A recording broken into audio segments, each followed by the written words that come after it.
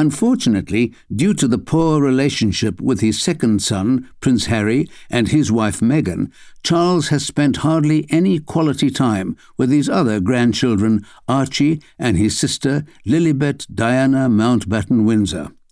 But those close to him say they are always in his heart. It is one of the reasons he finds the estrangement from his second son so difficult to cope with. A week after Archie was born in May 2019, Charles had gone to see Harry and Meghan at Frogmore Cottage and was thrilled as he cradled the baby boy in his arms.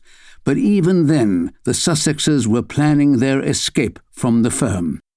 With his wife reportedly suicidal and himself deeply depressed, Harry knew he had to do something.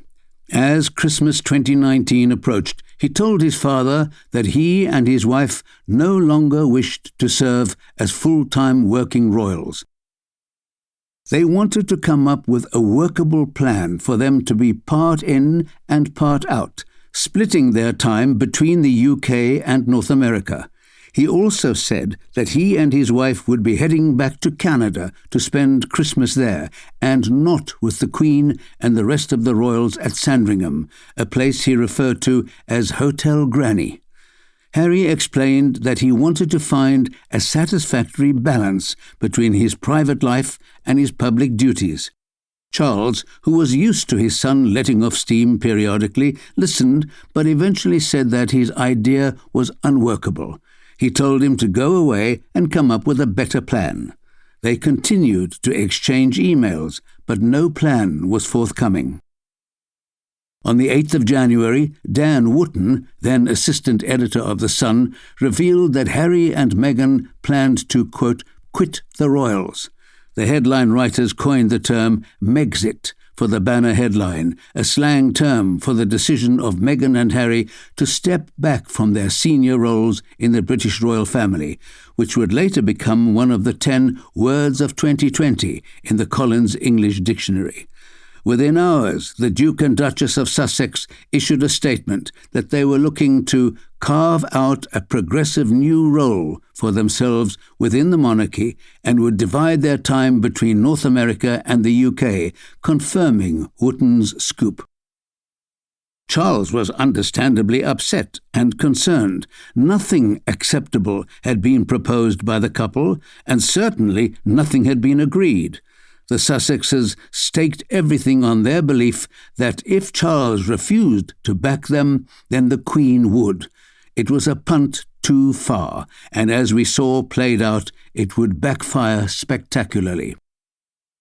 A summit meeting involving the Queen, Charles and William was hastily arranged on the 14th of January at Sandringham, where Her Majesty was in residence.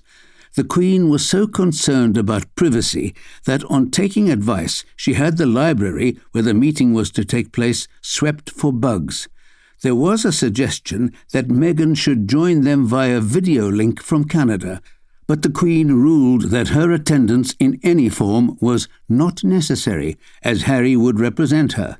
The royals also felt it was not secure, as they would not be able to tell who was listening in to the conversation other than Meghan, or whether the meeting was being recorded. Funding and security for the couple were among the many issues discussed at the summit. It was also agreed that the Sussexes' departure would be subject to a 12-month review. Ultimately, Harry left the meeting with very little from his and Meghan's wish list. Queen Elizabeth released a statement that read, "Today my family had very constructive discussions on the future of my grandson and his family. My family and I are entirely supportive of Harry and Meghan's desire to create a new life as a young family.